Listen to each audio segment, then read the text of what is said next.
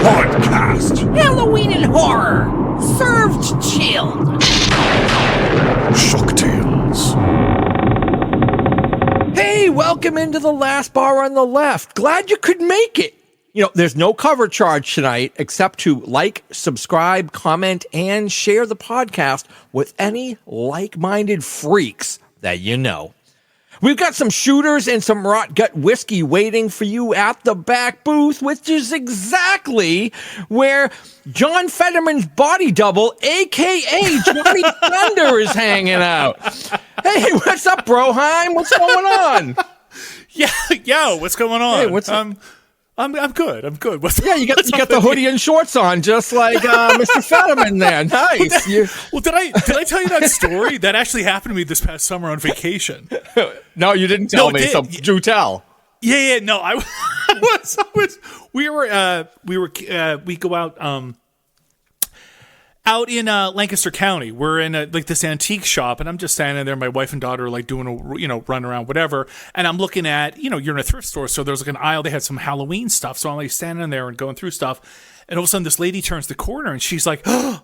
And I was like, oh, hey. And I was like, but I like when people see me, they gasp. Like that always makes me feel good about myself. And I was like, oh, hey. And like, I have like this like pumpkin doll in my hand.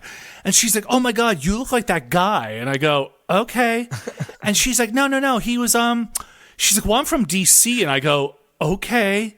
And she's like, that guy? And I go, I was like, she's like, yeah, he's like the governor of Pennsylvania. I was like, Josh Shapiro, who's, 5'4" and has glasses and, black hair. And I go, and she goes, no, the bald guy in the shorts and the hoodie. I go, oh, you mean Senator Fetterman? She's like, yeah, that guy. I was like, yeah, okay. Well, nice seeing you. Yeah, and I was like, okay, I gotta go feed the meter. Bye. Hey, it's like, at least get it right, At least you gotta say it like, hey. But you know what's funny about that? And I always say this. I'm like, dude, I had that look before I even knew. Like, I know Fetterman's from Pennsylvania. Oh, dude, I know he's biting on Johnny Thunder's tip. That's what I said. Fetterman's riding my jock to get elected. Before I even freaking knew he was a lieutenant governor, I was like, I don't know who you are. You see, I need to get the right look to get into the Senate. What am I going to go with? I really need to tap into that home haunter community in Southeast Pennsylvania. I've locked down the Delaware County vote. There seems to be this guy, Johnny Thunder, online. This guy at the Bates, all the chicks dig. And everybody at the Bates really seems to dig this fat guy online with an axe. And if he shows up as Bubba in the Bubba outfit, that's where I'd put my foot down and go, wait a minute. Next election, if he carries around an axe, to his appearances, then there's going to be trouble, bub. Oh, well. Anyway, so holidays are over.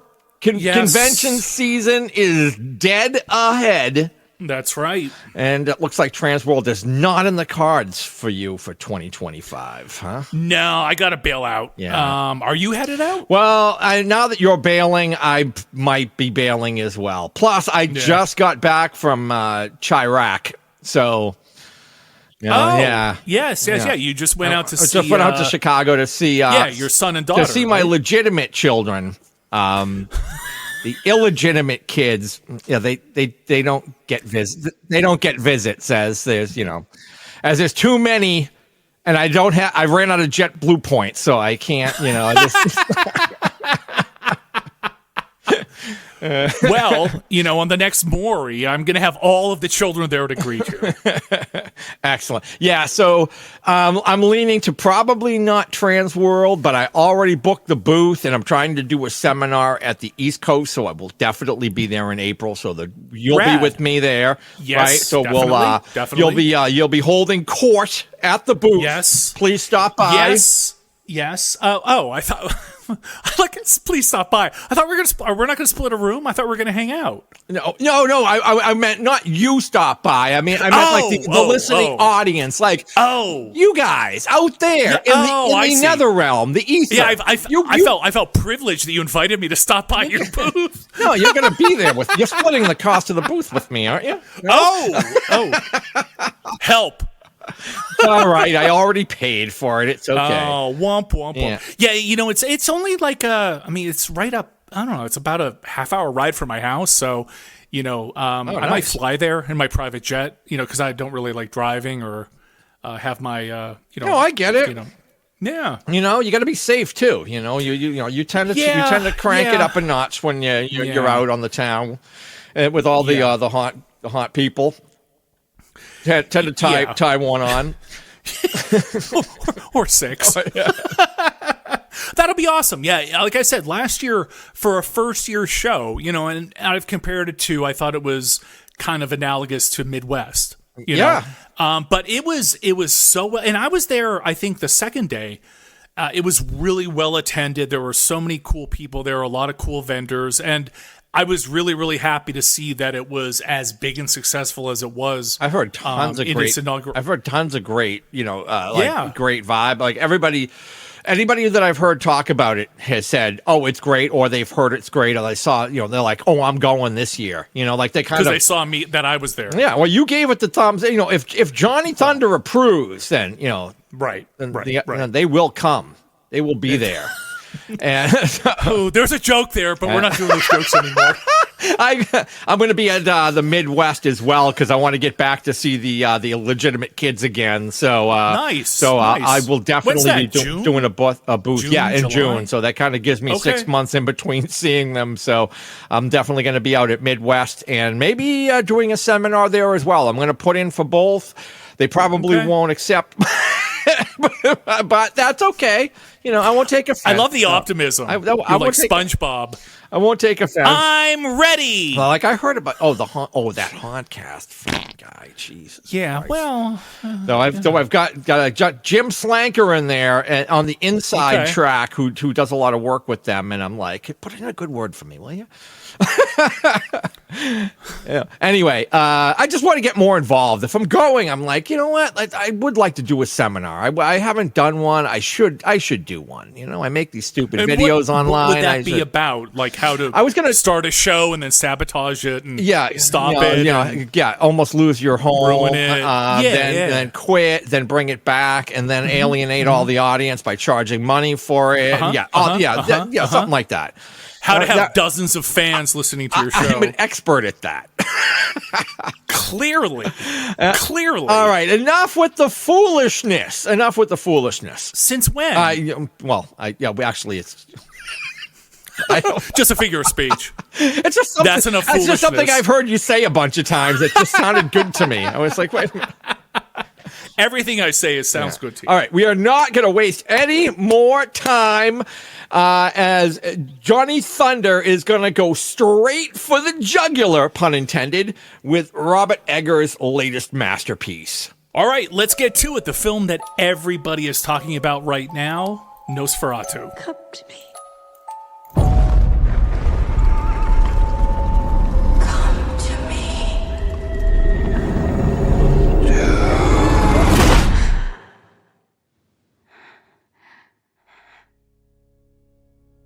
I've never shared my secret with any soul.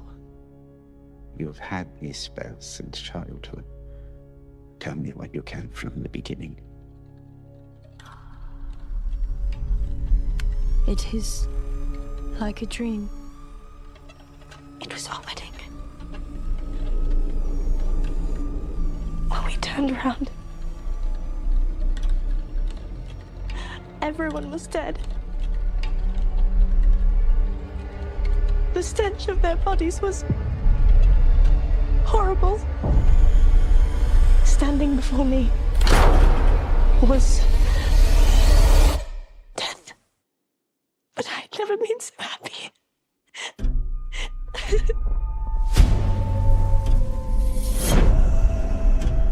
This creature is a force more powerful than evil. Its desire is to consume all life on Earth. Only you can redeem us. He is coming.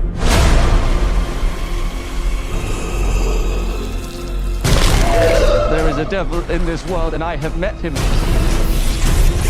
But you could never please me as he could.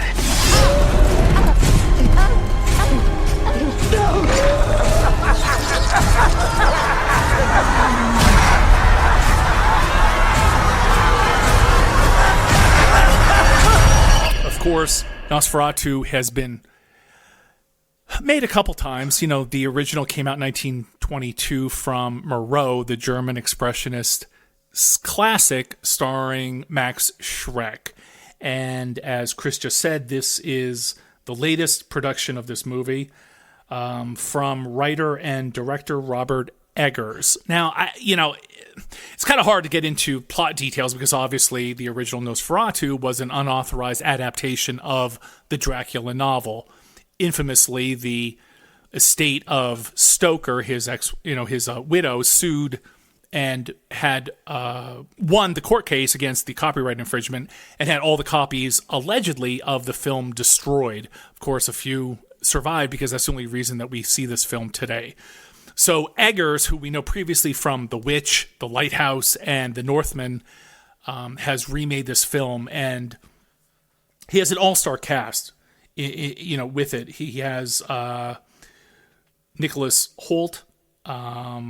Who else is in it? Lily Rose Depp, Bill Skarsgård, of course, as Warlock, Aaron Taylor Johnson, Willem Dafoe, Emma Corrin, Ralph Ineson, and Simon McBurney. That's rated R. I think there's language, there's some nudity, there's some sexual situations, there is some violence and some gore. And, again, you want to try to summarize the plot. I don't know how to summarize the plot for you. It's Dracula, right? I mean, you don't want to get too far into it. And it kind of, follows mostly the script that you might think of in terms of traditional Dracula retelling. There's a little bit of deviance here and there, but I think that's better for you to see in person. Now, I've read so many polarizing things about this film. I've seen people who absolutely love it, and I've seen people who absolutely hate it. And I think, but that's kind of consistent with whether or not you like Eggers' films. I think The Witch, The Lighthouse were just as polarizing. The Northman, I don't know how many people actually caught that because it wasn't necessarily straightforward horror. It was more of a period piece.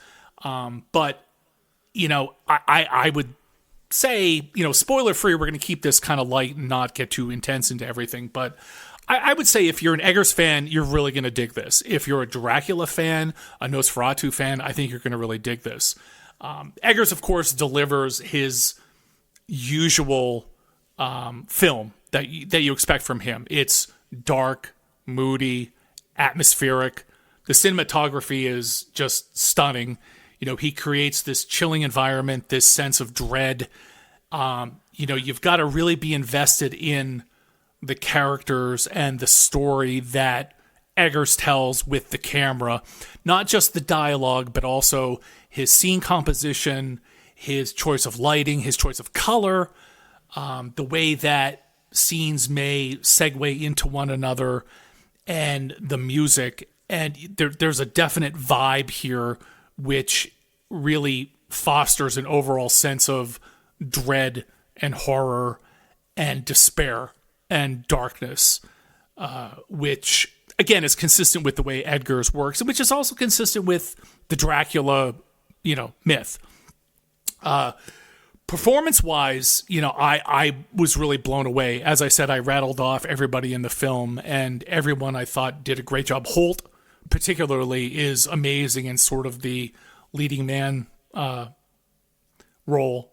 Depp was actually, I thought, was serviceable. I've never actually seen her in anything. I know she was just in a TV show on HBO Max, and I had been savage for her performances. I never actually saw her in anything. I thought she did a fine job here. Skarsgård, I think, creates a very intimidating, terrifying, horrific, imposing character. And the character design, I know, is going to be ball busted by a bunch of people, but I think in a lot of ways is actually very true to Stoker's original character. He's this very tall, imposing, monster, really, that just is just unsettling and demonic and terrifying, and just fills a frame and just completely entrances you when he's on screen. He's kind of this like Cossack, Slavic character. And again, I don't want to get too far into the specifics of the appearance of the monster, but I was perfectly fine with the choices that they made, costume-wise, design-wise, makeup-wise. I thought it was a good choice the way that they did it, not necessarily to recreate Shrek's kind of rat-like kind of character. Yeah.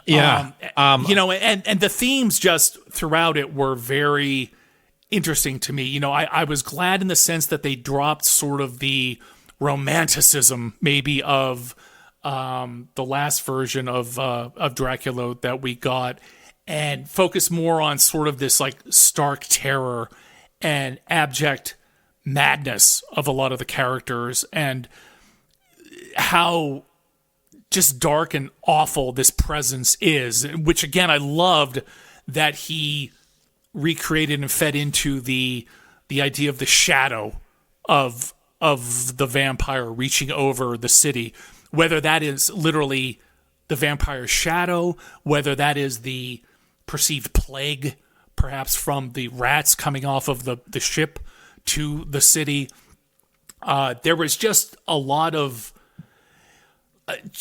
I just felt a sense of dread through the whole film. And again, this is just me. Again, like for every review that sounds like me, you're going to get ones that say, I was bored, I thought it was horrible, there was no blood, there was no killing, I wanted explosions and rap music and, fast cuts and, all kinds of craziness. But again, I'm an Eggers fan, so I was particularly enthralled by this film. I think this might be my favorite film of his. And I was really happy with it. Again, is it, it's a complete rehash of the Dracula myth, and we've seen it so many times, but just in the sense of the visuals and the cinematography and the environment and the gloom and literally the sense of dread, up and including the finale, which a lot of people I've heard thought was very anticlimactic. To me, I loved that it kind of replicated the original Nosferatu ending, and by the same token, it was a little bit different than our normal vampire film finales. And if you're expecting some big, again, explosions and fire and this big balls of the wall fight, you're going to be sadly mistaken. But I think there's something very gothically, and I know I just said it's not romantic, but there is something romantically, gothically dark and romantic about the ending in terms of twisting, again, sex and violence and darkness and evil into one sort of scene. So that's all I'm going to say. So I think if you're a fan of Eggers, if you're a fan of Dracula, if you're a fan of Nosferatu, I think you'll dig this. Is it a little long? Maybe. It's 2 hours, 12 minutes. And I got to say, Willem Dafoe, the one other thing I want to say is a lot of people were comparing Dafoe's performance to, being over the top or being campy or being funny. And I was relieved that I did not find him overly campy or overly funny. I thought he was just a little quirky, a little strange, but it wasn't as ridiculous as some of the other sort of Van Helsing characters that we've seen in the past. So overall, I dug it. Again, I would say make your own choices, make your own decisions. If you like Eggers, you're going to dig this. If you like a slow, I hate the word slow burn anymore, but if you like just sort of a creepy, intelligent kind of approach to the material with authentic settings, authentic period piece costuming and makeup and design, I think you'll dig it. If you're looking for something more modern and more crazy and, whatever it is you're looking for in modern film, you're not going to dig it. So that's my take. Yeah. For me, it's a yes for Ratu. Yes for Ratu. I guess I can cross that off my list of things that I was going to say, damn it. I saw your thunder. Strike that joke over there. Yeah. This movie has everything. It has dark Gothic Victorian atmosphere, gorgeous period costuming, stunning cinematography, stellar acting from all players, erotic undertones, the occasional nip shot, and full frontal vampire nudity complete with Nosferatu schlong. It's got it all. It's got everything everything possible you need in a movie. Speaking of which, did you just see, I saw on Instagram that Eggers gifted Nicholas Hoult the prosthetic Nosferatu penis. Which I'm like, if I'm Skarsgård, that I'm blows like, it. Now I thought that was him, all natural. but I'm like, if I'm Skarsgård, I'm like, dude, where's my dude? I would have never said I know on the down low. Well, I've never said these words before. I've never said these words before, but I'm like, dude, where's my penis? I don't get to keep the penis? Come on. So did you like it, or No, I was actually that was like 99% all authentic as far as my review. No, yeah, I really enjoy Eggers' work. So I am an Eggers fan. So when this was coming out and I heard he was attached, it was his movie, I was all in. I'm like, absolutely. Right. I love The Witch. Right. Like it's one of those movies. The more I watch it, the more I love it. The same with The Lighthouse. I've seen several times. I was even trying to explain that. Asked my daughter, I go, "Have you ever seen The Lighthouse?" She's like, "No." I go, It's kind of weird. On paper, you think it can't work. When if you just read the description, two guys trapped in a lighthouse, getting shit faced, for 2 hours, and it's an amazing movie. But again, that's a movie that hangs on the performances to me.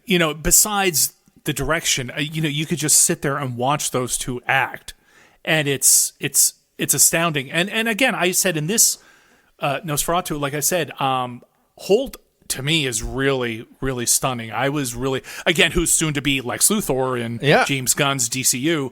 And he was also, obviously, he was just in that, Nicolas Cage vampire Dracula last year. Remember? He played, Renfield. Yeah, Renfield. And he was also Beast in the the X-Men First Class movies. He was also in The Menu. With what's her name from Anya Taylor-Joy. Yeah. So he's a great talent. He's a busy boy. The cast. I loved William Dafoe's portrayal of that character. I thought he was supposed to be a little eccentric and a little bit, out there. Right. That's how I would have pictured the character to be. So I loved this take on it. I really dug the movie. Now, as you said, was it a little too long? Yeah, I got to a point at the end where I was getting a little fidgety. Like I was kind of like, let's like I want to wrap. Even though I'm loving it, I want to get there. Like, can we wrap it up? Yeah. Well, when Orlok announces there are 3 nights, and I was like, oh God, please make this be the first night. I was like, I don't think I can take 3 more nights. But again, even that was just really well done. And again, like I said, just all the performances are wonderful. And I would also give particularly a shout out to Aaron Taylor Johnson, just because he played the very steadfast, honorable, kind of, upstanding hero role, right? Like he didn't necessarily have a lot to do, but he was very important to the movie.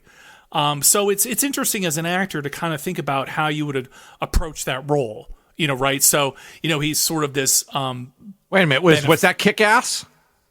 Yeah. He also, was that right? He was also Quicksilver, from the Avengers 2. He was also in the Godzilla movie, the first, the newer one where his wife is also Scarlet Witch, who he ends up being brother and sister with in Avengers 2. But then in this one, he was and he's also supposed to be in line. Oh, he's Kraven the Hunter that just came out. He's also, I've heard rumors about the next Bond. So he does a great job. I mean, he's a very, very upstanding, solid actor. Like I said, just the role, not a lot to do there, but I was really, really happy with everything. So again, I've seen, and it's weird, like I said, when I've seen reviews all over the place, people either seem to dig it or they hate it. Like, there doesn't seem to be a lot of in between, but, it is what it is.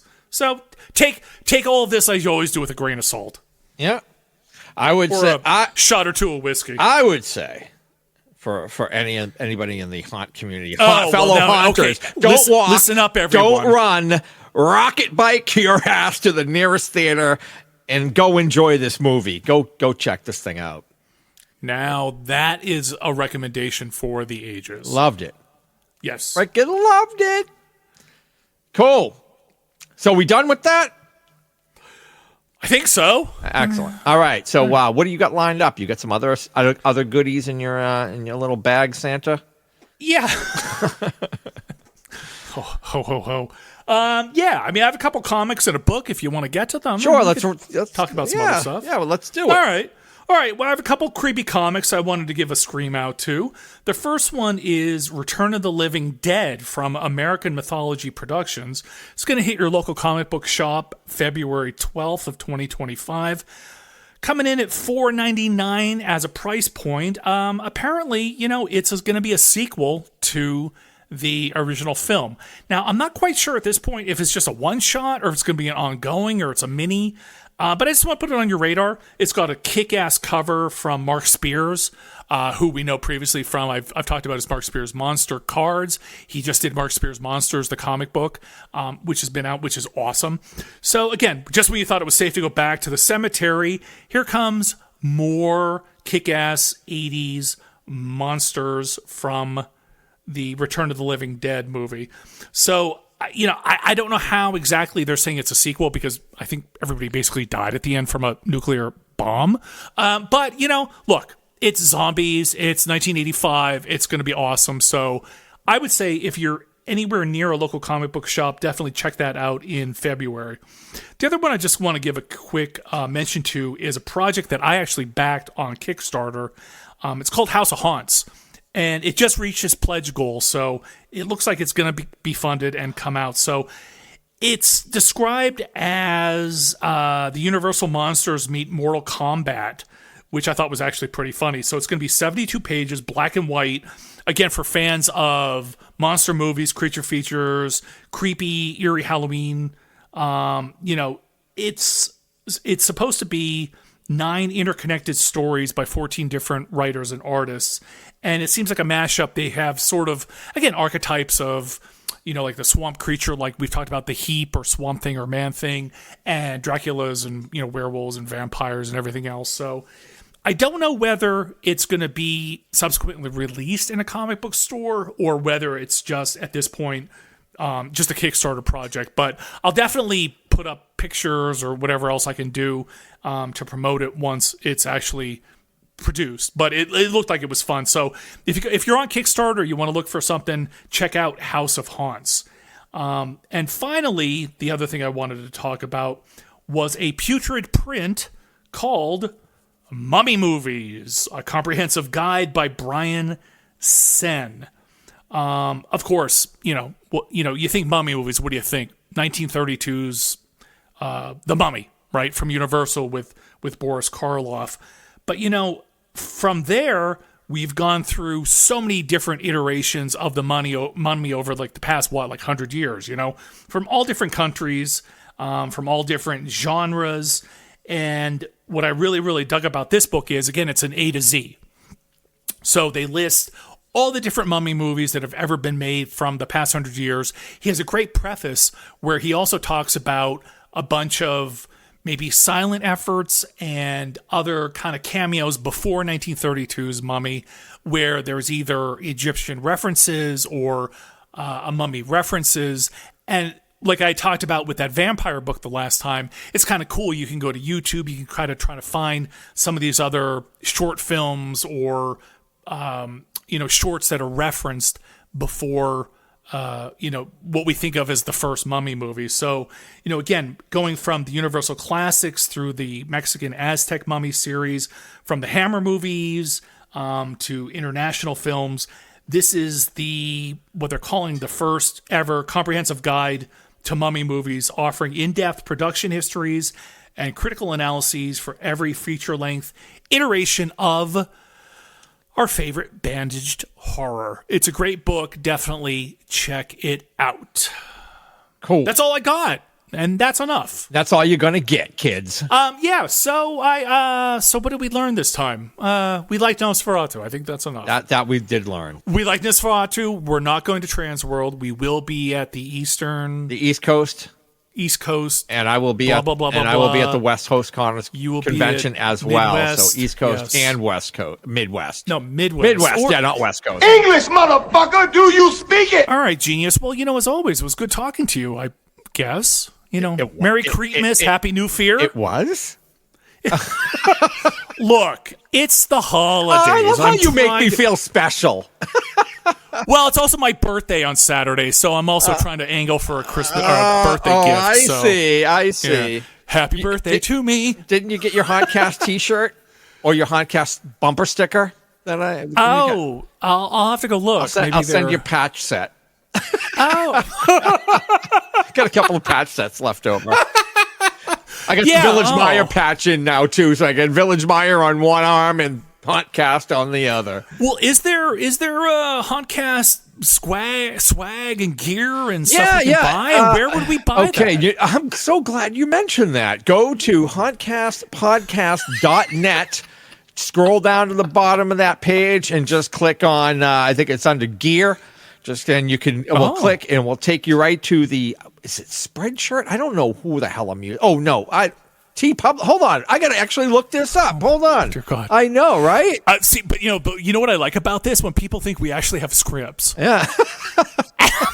I'm like, no, there's no script. All right, I gotta actually click. So you go down to merch madness. Should I Oh, sing? T-Public. It's T-Public. That's it. Okay. And you click on that link, and it will take you directly to the T-Public store. There's there's baseball T-shirts, baseball shirts, thongs, merkins.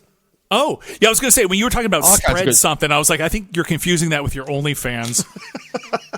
My OnlyFans page.